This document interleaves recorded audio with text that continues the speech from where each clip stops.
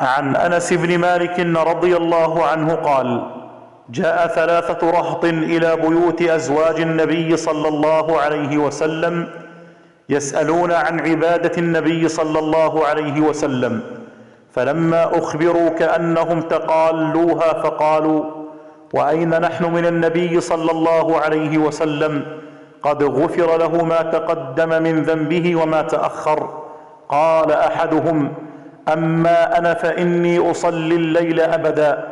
وقال الآخر: أنا أصوم الدهر ولا أفطر. وقال الآخر: أنا أعتزل النساء ولا أتزوج أبدا.